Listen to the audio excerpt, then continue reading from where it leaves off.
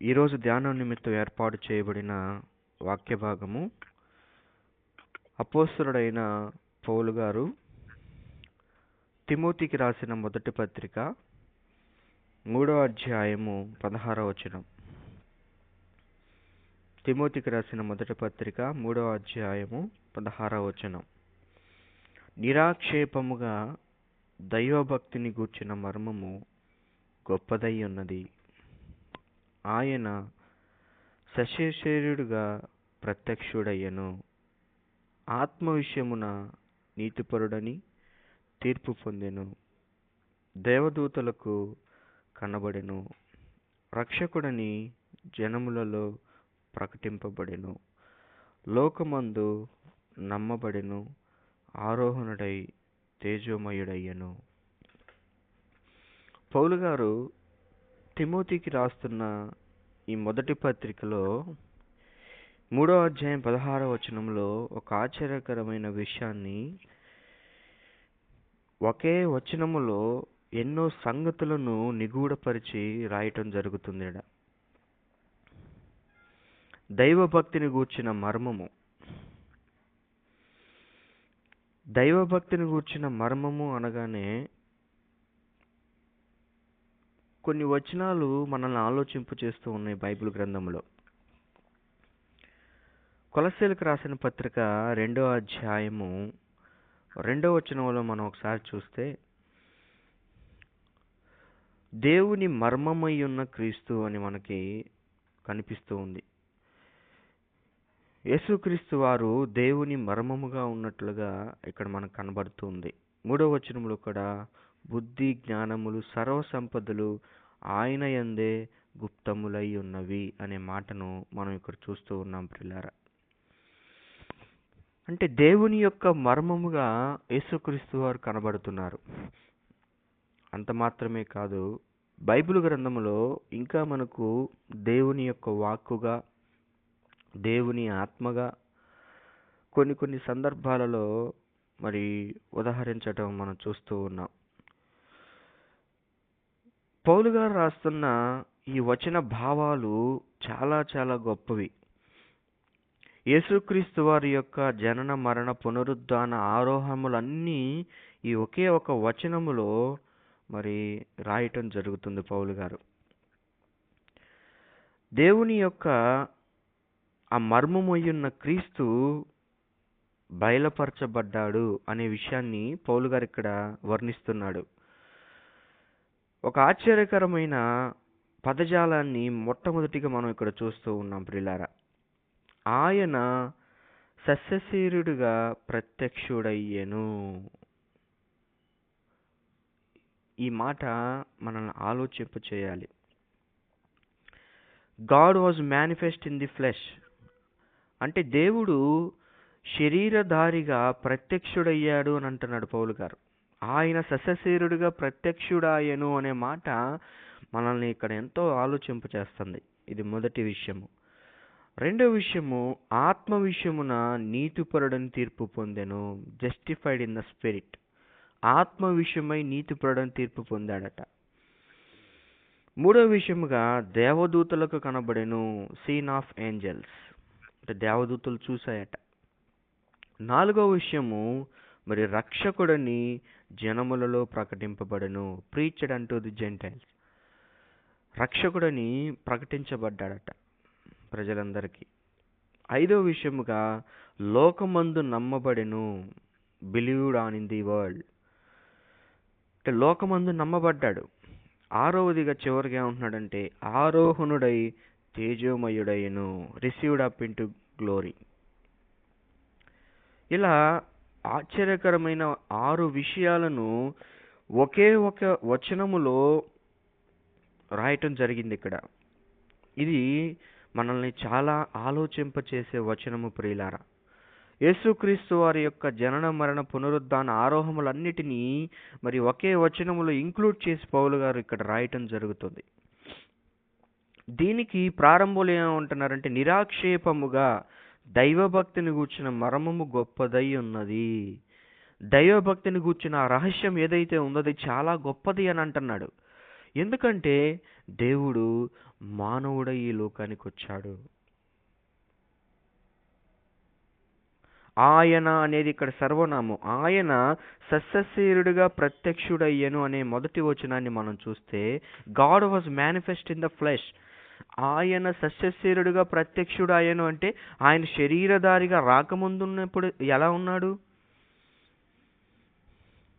యేసుక్రీస్తు వారి గురించి మాట్లాడుతున్న మాట ఇది. దైవ భక్తిని గూర్చిన మర్మము గొప్పదై ఉన్నది. దేవుడు శరీరధారిగా వచ్చాడు అన్న విషయాన్ని పౌలు గారు మొట్టమొదటిగా ఇక్కడ కోట్ చేస్తూ ఉన్నాడు. ప్రియులారా, ఈ క్రిస్మస్ కాలంలో మనం జ్ఞాపకం చేసుకోవాల్సిన ఒక విషయం ఏంటంటే, దేవుడు తన కుమారుని లోకానికి పంపించాడు, దేవుడు మనల్ని ఎంతగానో ప్రేమించి తన కుమారుని మనకు అర్పించాడు అనే వచనాలను మనం ఎక్కువగా వింటూ ఉంటాం. కానీ అలా మాట్లాడటం కంటే కూడా ఇంకా లోతైన భావంతో మనం మాట్లాడితే, దేవుడు సస్యశరీరుడుగా లేదా మానవుడిగా ఈ లోకంలో ప్రత్యక్షుడాయెను అని చెప్పుకోవాలి. అవును, దేవుడు మానవుడు ఈ లోకానికి రావటము అది ఎంతో అద్భుతమైన పరిణామం, ఆశ్చర్యకరమైన సంఘటన ప్రియులారా. అందుకే పౌలు గారు ఆయన దేవుడు సస్యశరీరుడిగా ప్రత్యక్షుడాయెను అనే మాటను మనం ఇక్కడ చూస్తున్నాం. God was manifest in the flesh అని చూస్తున్నాం. ఆయన అనేది ఇక్కడ సర్వనామంగా ఉపయోగించబడింది. ఇంగ్లీష్ ట్రాన్స్లేషన్లో God was manifest in the flesh. దేవుడు సస్యశరీరుడిగా ప్రత్యక్షుడాయెను.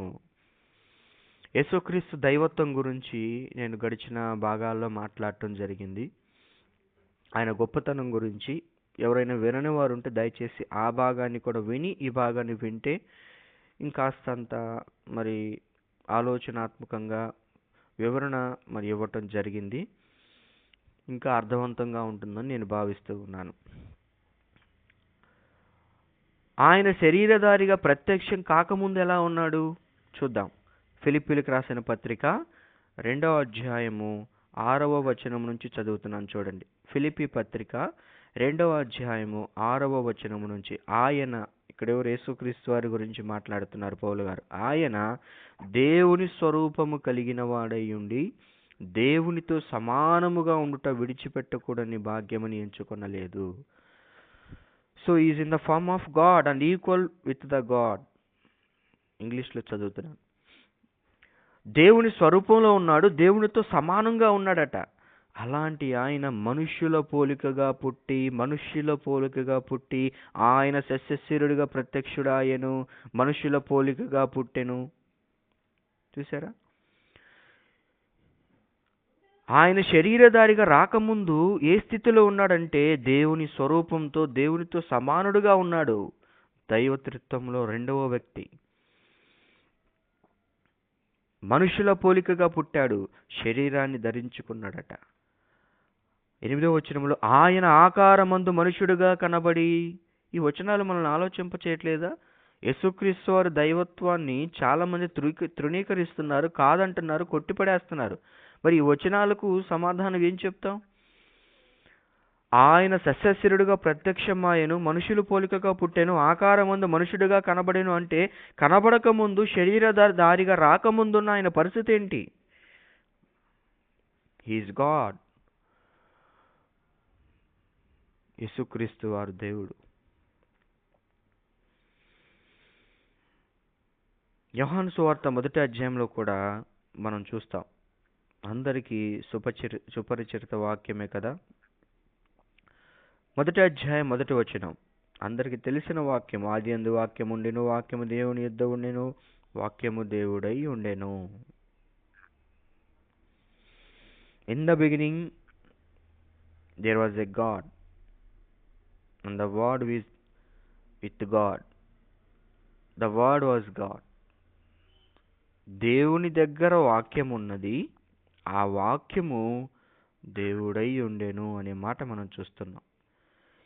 ఈ వాక్యమే 14వ వచనములో శరీరధారి అయి కృపాసత్య సంపూర్ణుడిగా మన మధ్య నివసించెను. ఎవరు వచ్చింది? ఈ వాక్యం ఎవరు? The word was God.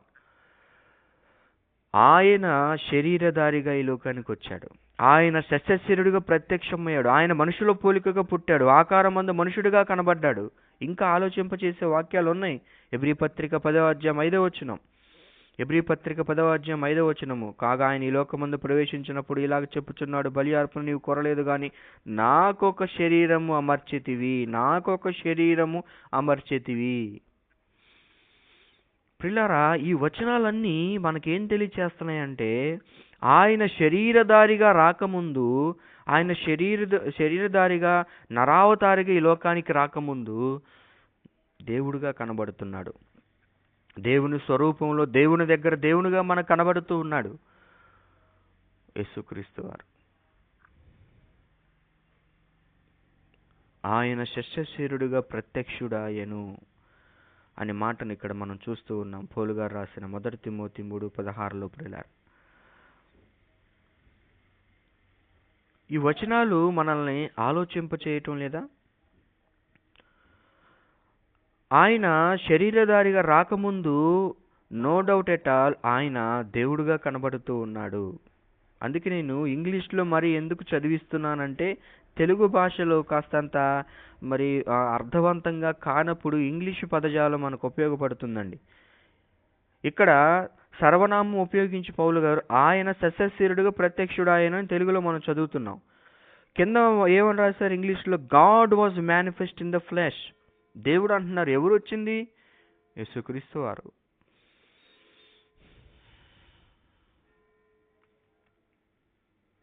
యేసుక్రీస్తు వారు దైవత్వాన్ని కాదంటే బైబిల్లో చాలా వచనాలు, బైబిల్లో చాలా పేజీలు తీసేయాలి. ఆయన సస్యశరీరుడిగా ప్రత్యక్షుడాయెను. ఇది చాలా ఆశ్చర్యకరమైన విషయం. దేవునితో సమానుడుగా దేవునిగా ఉన్న ఆయన మరి ఆ లోకాన్ని కాదని మానవుడిగా మన కొరకు శరీరావతారిగా ఈ లోకానికి రావటం, నరావతారాన్ని ధరించటం అనేది చాలా ఆశ్చర్యకరమైన విషయం ప్రియులారా. అందుకే యోహాను గారు ఏమంటున్నారంటే, యోహాను గారు 1వ అధ్యాయం 10వ వచనంలో ఆశ్చర్యకరంగా మాట్లాడుతున్నాడు. ఇలా, ఆయన లోకములో ఉండెను, లోకం ఆయన మూలముగా కలిగెను. He was in the world and the world was made by him. చూసారా ఆ స్టేట్మెంట్ ఎంత ఆశ్చర్యంగా ఉంది చూడండి. ఆయన లోకంలో ఉండెను, కానీ ఆశ్చర్యం ఏంటంటే ఆ లోకం ఆయన మూలంగా కలిగింది. సృష్టిలోనికి అడుగు పెట్టాడు సృష్టికర్త. కలిగించబడిందంతా ఆయన ద్వారానే కలిగింది. కలిగించిన దేవుడు మానవుడై కలిగించబడిన సృష్టంలోనికి అడుగు పెడితే ఎలా ఉంది? పరలోక దేవదూతల సైన్య సమూహం దిగిపోయినాయి, దేవుని స్తుతించి ఆరాధించి అన్నాడు. లూకాసు వార్త 2వ అధ్యాయంలో మనకు గుర్తుంది కదా. ఆయన శస్యశరీరుడిగా ప్రత్యక్షుడాయెను. ఇది మొదటి విషయం.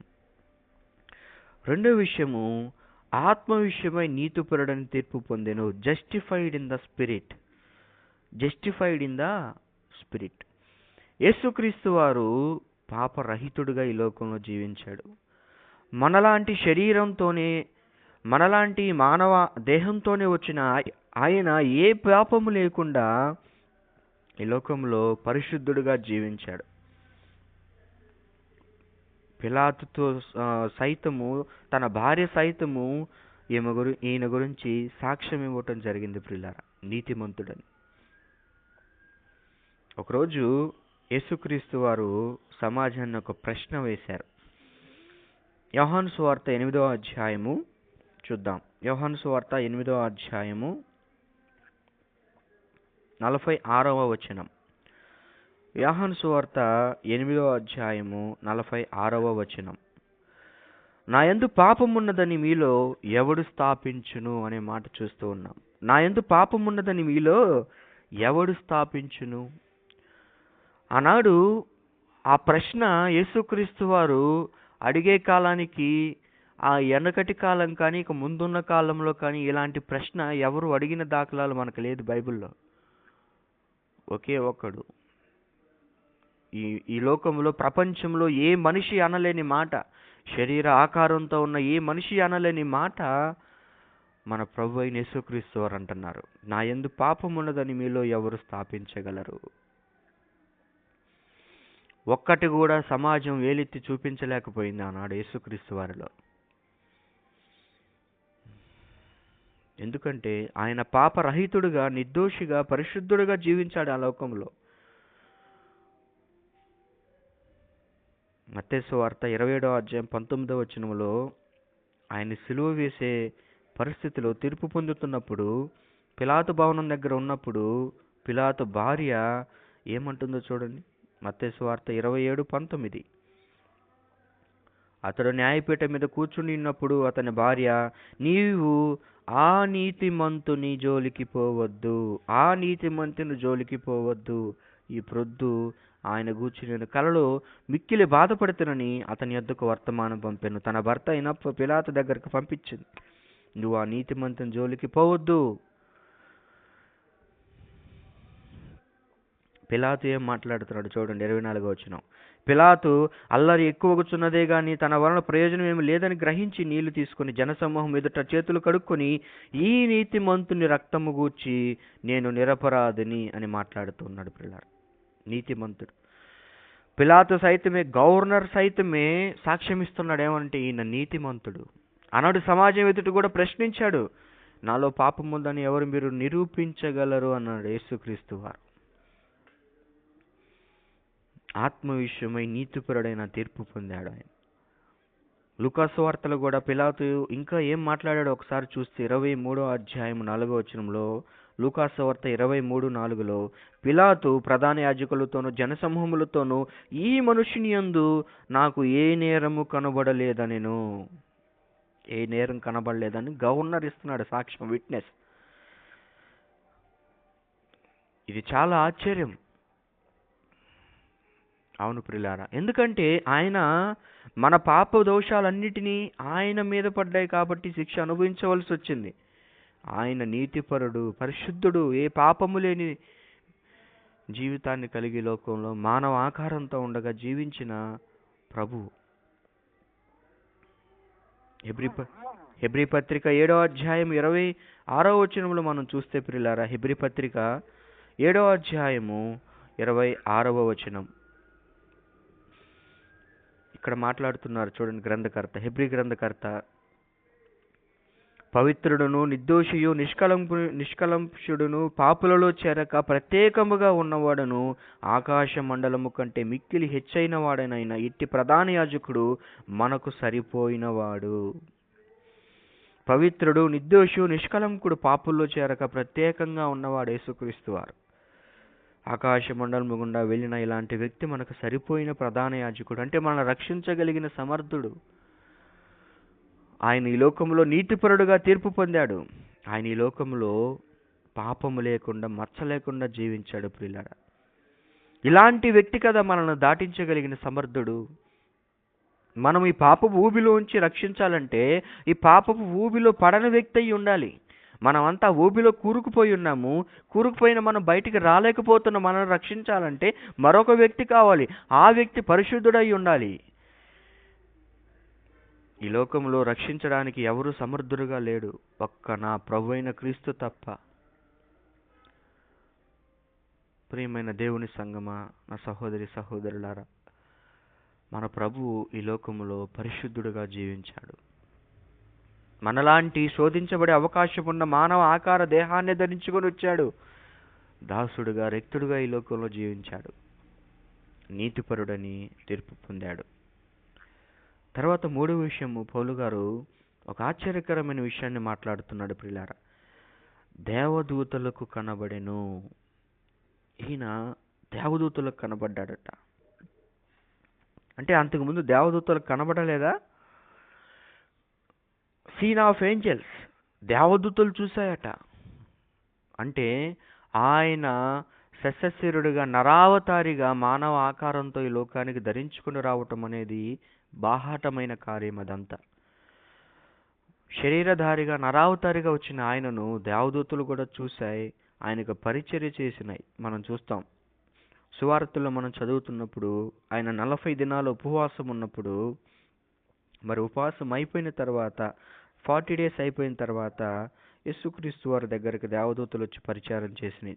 మార్కు సువార్త 1 అధ్యాయం 13 మార్కు సువార్త 1 అధ్యాయం 13 ఆయన సాతాను చేత శోధించబడుచు అరణ్యములో 40 దినములు మరి అడవి మృగములతో ఉండెను, మరియు దేవదూతలు ఆయనకు పరిచర్య చేయుచుండిరి. దేవదూతలకు కనబడెను అనంటే ఆయన మానవ ఆకారంతో మరి అందరికీ కనబడే శరీరధారిగా ఈ లోకానికి వచ్చాడు. దేవదూతలకు కూడా చూశాయి, దేవదూతలకు కూడా పరిచర్య చేస్తున్నాయి ఇక్కడ ప్రభువుకి. ప్రియులారా, మనం ఇక్కడ ఒక విషయాన్ని గమనించవలసింది ఏంటంటే, దైవభక్తిని గురించిన మర్మము గొప్పది అని పౌలు గారు మాట్లాడుతున్న విషయాలు కూడా అంతకు ముందు మర్మంగా ఉన్నాయి. దేవుని మర్మమై ఉన్న క్రీస్తు ఆయన ప్రత్యక్షతతో ఆయన నరావతారిగా ఈ లోకానికి రావటంతో అప్పటి వరకు ఏదైతే లేఖనాలలో నిగూఢమై ఉన్న ఆ విషయాలన్నీ కూడా తేటతెల్లమైనవి. సంపూర్ణతలోకి మరి యేసుక్రీస్తు వారు తీసుకురావటం జరిగింది ప్రియులారా. ఇది 3వ విషయము. 4వ విషయాన్ని మనం చూస్తే మరి రక్షకుడని జనములలో ప్రకటించబడెను. ఆయన ఈ లోకానికి రక్షకుడిగా వచ్చాడు.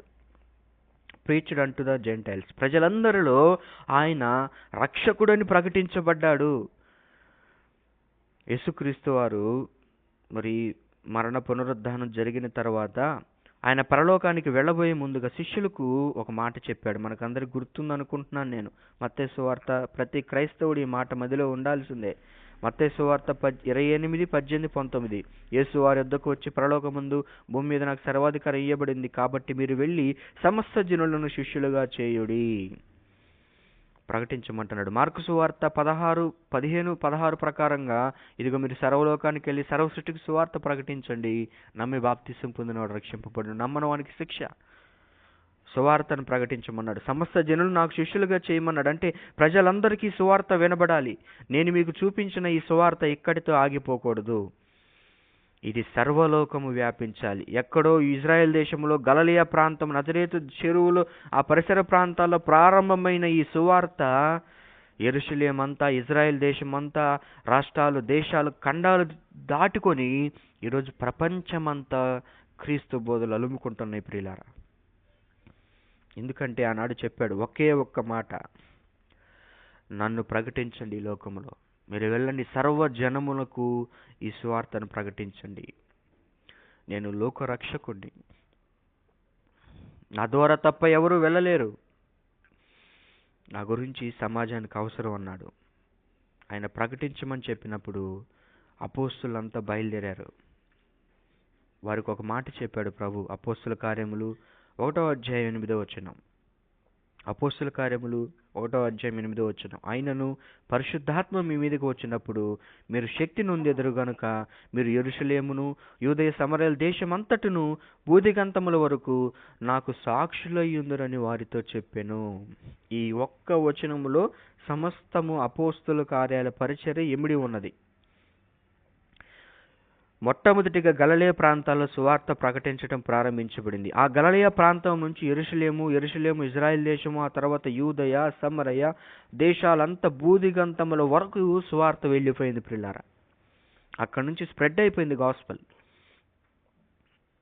రక్షకుడని ప్రజలలో ప్రకటించబడ్డాడు. ఖండాలు దాటుకొని సువార్త అందించాడు పౌలు గారు. రోమీయులకు రాసిన పత్రిక 15వ అధ్యాయము 18 నుంచి చదువుతున్నాను చూడండి. రోమీయులకు రాసిన పత్రిక 15వ అధ్యాయం 18వ వచనం నుంచి, అన్యజనులు విధేయులగునట్లు వాక్యము చేతను, క్రియ చేతను, గురుతుల బలము చేతను, మహత్కార్యములు బలము చేతను, పరిశుద్ధాత్మ బలము చేతను క్రీస్తు నా ద్వారా చేయించిన వాటిని గూర్చియే గాని మరి దేనిని గూర్చి మాటలాడ తెగింపను. కాబట్టి యెరూషలేము మొదలుకొని చుట్టుపట్లనున్న ప్రదేశములందు ఇల్లూరి వరకు ప్రాంతము వరకు క్రీస్తు సువార్తను పూర్ణముగా ప్రకటించి ఉన్నాను. గాస్పెల్ స్ప్రెడ్ అయిపోయింది. అపోస్తులు స్ప్రెడ్ అయిపోయారు. మన దేశానికి తోమా రావటం జరిగింది. ఇలా అపోస్తులు మరి భూదిగంతముల వరకు స్ప్రెడ్ అయిపోయి రక్షకుని సువార్తను జనములలో ప్రకటించడం జరిగింది. ఇదిగో రక్షకుడని జనములలో ఆయన ఇప్పటికీ ప్రకటించబడుతూనే ఉన్నాడు. ఈ క్రిస్మస్ కాల ధ్యానాలలో ఆయన సర్వలోకమంతా రక్షకుడు రక్షకుడని, ఈయన ద్వారా తప్ప ఎవరు రక్షణ పొందలేరనే వార్త నేటికి ఇప్పటికీ ప్రకటించబడుతూనే ఉంది ప్రియులారా. రక్షకుడని జనములలో ప్రకటించబడుతూనే ఉన్నాడు నేటికి. తర్వాత 5వ విషయంగా పౌలు గారు మాట్లాడుతూ లోకమందు నమ్మబడెను. ఇది మరొక ఆశ్చర్యకరమైన విషయము. Believed on in the world. ఆయన లోకంలో నమ్మబడెను. సువార్త ప్రారంభించబడిన తొలి దినాల్లో మనం ఆలోచిస్తే ప్రియులారా, అపోస్తుల కార్యములు 2వ అధ్యాయము మనం చూస్తాం.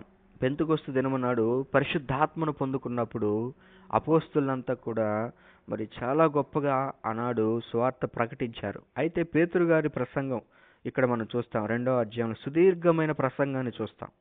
ఆ ప్రసంగం అయిపోయిన తర్వాత అనేకులు వచ్చి, అయ్యలారా మేమేం చేయాలన్నప్పుడు మీరు పాపక్షమాపణ నిమిత్తం యేసుక్రీస్తును అంగీకరించి బాప్తీసం పొందమని చెప్తారు యేసునామంలో. అప్పుడు 2వ అధ్యాయం 41వ వచనంలో చూస్తే గనక, వీరు అపోస్తల పైన కాబట్టి అతని వాక్యం అంగీకరించిన వారు బాప్తీసము పొందిరి. ఎంతమంది? ఆ దినమందు ఇంచుమించు 3,000 మంది చేర్చబడిరి. Praise the lord. పరిశుద్ధాత్మతో నిండుకుని బోధించిన తర్వాత పౌలు గారు పేతురు గారు అపోస్తులంతా ఆనాడు అక్కడ ఉన్నారు. ఆ ప్రసంగం అయిపోయిన తర్వాత ఆయన నమ్మబడ్డాడు. ఎంతమంది నమ్మారు, ఎంతమంది విశ్వసించారంటే 3,000 మంది బాప్తిసం పొందారట. లోకమందు ఆయన నమ్మబడెను. చూడండి ఈ సంఖ్య ఎలా విస్తరిస్తుందో చూడండి. అపోస్తల కార్యములు 4వ అధ్యాయం 4వ వచనం. అపోస్తల కార్యములు 4వ అధ్యాయం 4వ వచనం. వాక్యము వినిన వారిలో అనేకులు నమ్మిరి, వారిలో పురుషుల సంఖ్య ఇంచుమించు 5,000 ఆయను. నమ్ముతున్నారు, యేసుక్రీస్తును నమ్ముతున్నారు. సంఖ్య పెరుగుతుంది చూడండి. ఇంచుమించు 5,000 అయిపోయింది. ఇంకా ఎలా పెరుగుతుంది చూడండి. 5వ అధ్యాయం 14వ వచనం. 5వ అధ్యాయం 14వ వచనం. ప్రజలు వారిని గనపరచుచుండిరి, పురుషులను స్త్రీలను అనేకులు మరి ఎక్కువగా విశ్వాసులై ప్రభు పక్షమును చేర్చబడిరి. పెరిగిపోతుంది సంఖ్య. ఆయన నమ్మబడుతున్నాడు లోకమందు రక్షకుడని. ఆయన నమ్మబడుతున్నాడు. 6వ అధ్యాయం 7వ వచనం. 6వ అధ్యాయం 7వ వచనం ప్రియులారా, దేవుని వాక్యము ప్రబలమై శిష్యుల సంఖ్య యెరూషలేములో బహుగా విస్తరించెను. యెరూషలేములో విస్తరిస్తుందట. మరియు యాజకులు అనేకులు విశ్వాసముకు లోబడుతున్నారు. యాజకులు సైతం దేవుని వాక్యము సువార్తను వెదజల్లుతూ అపోస్తులు ప్రకటించుకుంటూ వెళ్తున్నప్పుడు లోకమందు యేసుక్రీస్తు వారు నమ్మబడుతున్నాడు. సంఖ్య మనం ఎలా పెరుగుతూ వస్తుందో చూస్తూ ఉన్నాం. ఎందుకంటే ప్రవచనం ఉంది ప్రియులారా. యెషయా గ్రంథము 2వ అధ్యాయం 2వ వచనంలో ప్రవచనం ఉంది. ఆ ప్రవచన నెరవేర్పు మనం చూస్తూ ఉన్నాం ఇక్కడ. యెషయా గ్రంథం 2వ అధ్యాయం 2వ వచనం. అంత్య దినములలో పర్వతములపైన యెహోవా మందిర పర్వత శిఖరమును స్థిరపరచబడి కొండల కంటే ఎత్తుగా ఎత్తబడును. ప్రవాహము వచ్చినట్లు సమస్త అన్ని జనులు దానిలోనికి వచ్చెదరు. ప్రవాహం వచ్చినట్లు సమస్త అన్ని జనులు దానిలోనికి వచ్చెదరు. ఆ తర్వాత పౌలు గారి పరిచర్య చూస్తాం మనం.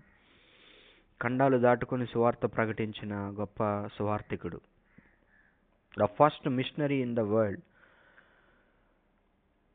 యేసుక్రీస్తు వారి చేత ఏర్పరచబడిన అపోస్తుల్లో ఫస్ట్ మిషనరీ. సువార్తను చాలా గొప్పగా ప్రకటించిన మరి గొప్ప సువార్థికుడు, మిషనరీ ప్రయాణం చేసి సువార్తను ప్రకటించిన దైవజనుడు. ఆయన ద్వారా అన్ని జనుల ప్రవాహం, అపోస్తుల ద్వారా అన్ని జనుల ప్రవాహము సంఘములోనికి. ఎఫెసీలు, కొరింథీలు వీళ్ళంతా అన్ని జనులు కదా ప్రియులారా. రోమీలు, కొలసీలు వీళ్ళంతా కూడా అన్ని జనులే. మనం ఆలోచిస్తూ ఉంటే అన్ని జనులు ప్రవాహం వచ్చినట్లు వచ్చేశారు. ఎందుకంటే ఆయన లోకమందు నమ్మబడెను. ఎక్కడో ఇజ్రాయెల్ దేశంలో గలిలయ ప్రాంతంలో చెందిన బెత్లెహేములో జన్మించిన ఆయన రక్షణ సువార్త ఈనాడు రాష్ట్రాలు, దేశాలు, ఖండాలు దాటుకొని భారతదేశంలో ఉన్న తెలుగు ప్రజలైన మన దగ్గర కూడా వచ్చింది. మనము కూడా ఆయన నమ్మాం. ఎందుకంటే ఆయన నమ్మదగిన దేవుడు. Praise the lord. నమ్మకత్వానికి నిదర్శనంగా ఉన్న దేవుడు. అందుకే ఎన్ని హింసలు జరిగినా, ఎన్ని మారణకాండాలు జరిగినా సరే, సువార్త ఈ శ్రమలు, ఇబ్బందులు, మరణాల గుండానే వ్యాప్తి చెందుతూ వచ్చింది ప్రియులారా. మన భారతదేశానికి వచ్చిన విలియం కెరీ గారు ఎన్నో శ్రమలు, ఇబ్బందులు, తన భార్య బిడ్డను కోల్పోయాడు, తన కాళ్ళు కోల్పోయాడు. ఎన్నో శ్రమల గుండా ఆయన బైబిల్ ప్రింట్ చేసి, బైబిల్ను పంచి మరి అనేక భాషల్లోనికి తర్జుమా చేశాడు. ఆయన రాజు ప్యాలెస్లో, కోటలో ఉండి మంచి జీవితాన్ని అనుభవిస్తూ ఈ పరిచర్య చేయలేదు. శ్రమలు విస్తరించినప్పుడే సువార్త కూడా విస్తరిస్తూ వచ్చింది. ఆయన లోకమందు నమ్మబడెను. ఇప్పటికీ ఎంతో మందిని, క్రైస్తవులను, మరి సేవకులను, మిషనరీలను చంపేస్తున్నారు ప్రియులారా. నార్త్ ఇండియా సైడ్లో ఘోరమైన పరిస్థితి. అయినను మనుషులను వారు బంధిస్తున్నారేమో కానీ వాక్యము బంధించబడి ఉండలేదు. వాక్యాన్ని ఎవరు ఆపలేరు. ఎందుకంటే ఆయన లోకమందు నమ్మబడవలసిన వ్యక్తి, రక్షకుడు. సువార్త ప్రతి వీధుల్లోనికి, ప్రతి గ్రామంలోనికి వెళుతుంది ఈరోజు. ఈ క్రిస్మస్ కాల ధ్యానము సువార్త ప్రకటించడానికి ఎంతో అనుకూలమైన సమయం ప్రియులారా. దీన్ని ఎవరూ కూడా దుర్వినియోగం చేసుకోవద్దు. ఈ సమయాన్ని మనం సద్వినియోగం చేసుకుంటే సువార్తను అన్రీచ్డ్ పీపుల్, అంటే అన్య జనాంగాలందరికీ కూడా మనం తీసుకెళ్ళవచ్చు. ఎవరు మనల్ని ఆటంకపరిచే అవకాశం లేని మంచి సమయం ఇది. సువార్తను మనం తీసుకెళ్ళాలి. రక్షకుని వార్తను మనం ప్రకటించాలి. ఎందుకంటే ఆయన లోకాన్ని రక్షించడానికి వచ్చిన మానవుడై వచ్చిన దేవుడు. లోకమందు ఆయన నమ్మబడిను. ఇప్పటికీ మనం నమ్ముతూనే ఉన్నాం. ప్రవచనం ఉంది, ఏ చేతి సహాయము లేకుండా వచ్చిన రాయి ఆ విగ్రహాన్ని తొత్తునులుగా పగలగొట్టడం మనం చూసాం. ఆ రాయి సర్వభూతలమంతా మహాపర్వతమాయను. యెషయా గ్రంథంలో మనం చదివిన ప్రవచనం. అది యేసుక్రీస్తు వారి రాజ్యం. ఏ రాజు రాజ్యము కూడా ఎన్ని తరాలు, ఎన్ని జనరేషన్స్ లేవు. ఒకే ఒక రాజు నిలబడ్డాడు. ఆయనే మన ప్రభు అయిన క్రీస్తు. ఆయన రాజ్యము సర్వభూతలమంతా మహాపర్వతం అయిపోయింది. ఇంకా విస్తరిస్తుంది, వెళ్ళిపోతూనే ఉంది. ఈ రాజ్యానికి అంతం లేదు. ఎందుకంటే ప్రవచనం ఉంది, ఆయన యుగ యుగాలు రాజ్య పరిపాలన చేసే దేవుడు. ఇలాంటి రాజ్యాన్ని ఎక్కడ మనం చూడగలం ప్రియులారా? ఆయన లోకమందు నమ్మబడుతున్నాడు, ఇంకా ప్రకటించబడుతూనే ఉన్నాడు. దేవుడు మన చెంతకు రక్షణ సువార్తను తీసుకొచ్చి మనమును ఆలో నమ్మబడిన వారిగా, క్రీస్తు సభ్యులుగా మనం చేశాడంటే ఆయన ఈ లోకానికి వచ్చాడు. దైవభక్తి గూర్చిన మర్మము చాలా గొప్పది. Praise God.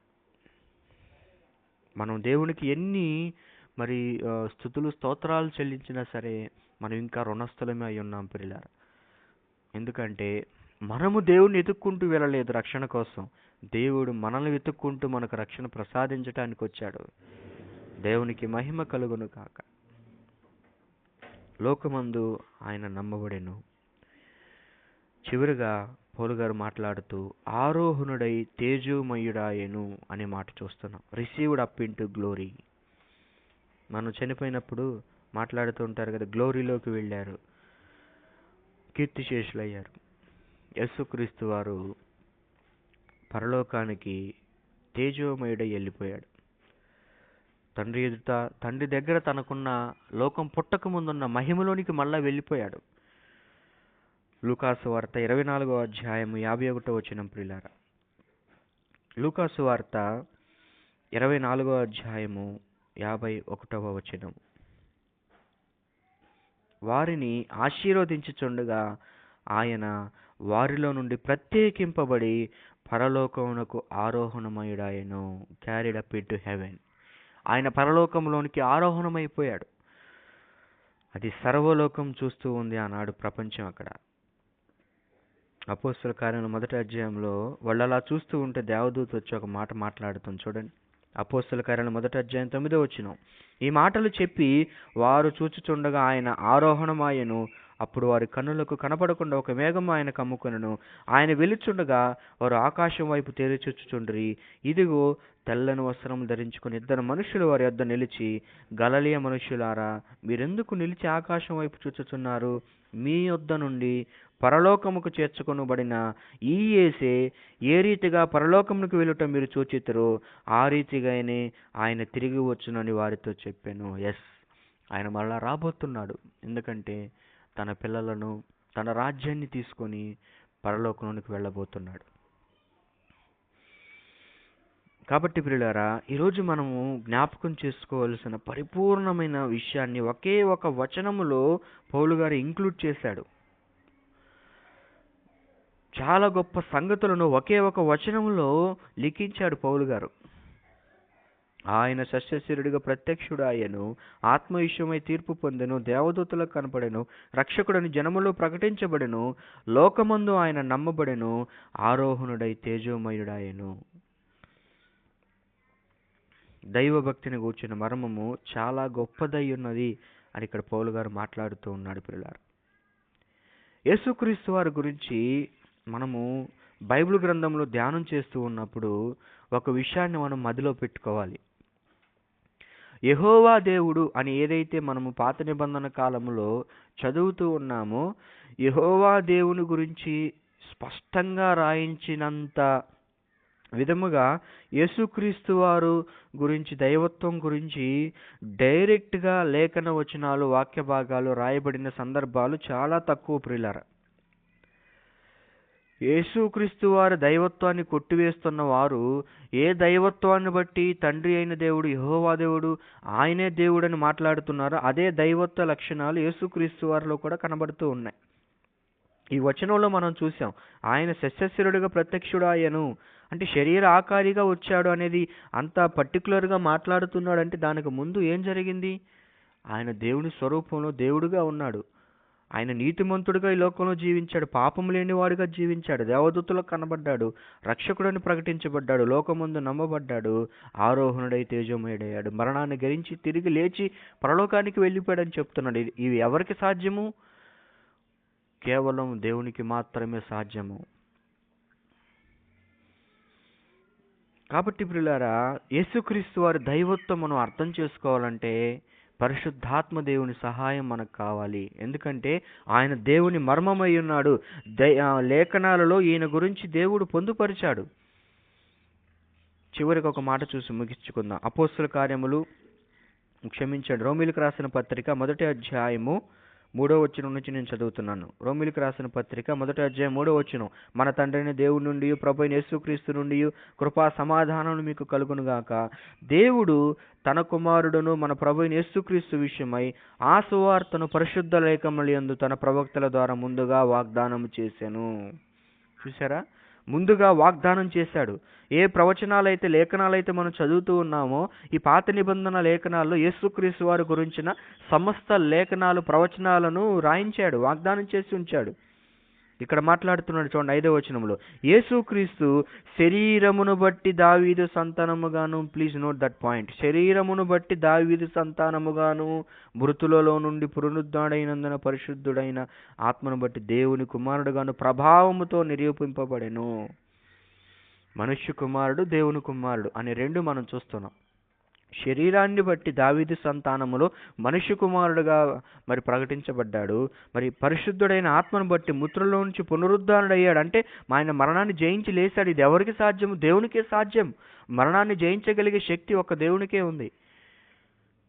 మరణాన్ని జయించి పునరుద్ధరణ లేచిన దాన్ని బట్టి ఆయన దేవుని కుమారుడుగా ప్రభావంతో నిరూపింపబడెను.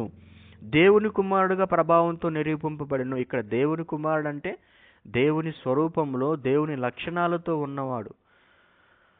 సన్ ఆఫ్ గాడ్ అంటే మనం ఈరోజు అనుకుంటున్నట్లుగా దేవునికి పుట్టాడని అర్థం కాదు. వాక్యములో ఎక్కడ కూడా యేసుక్రీస్తు దేవుడికి పుట్టాడని లేదు. అది తప్పుడు మాటలు, తప్పుడు బోధలు అవన్నీ కూడా.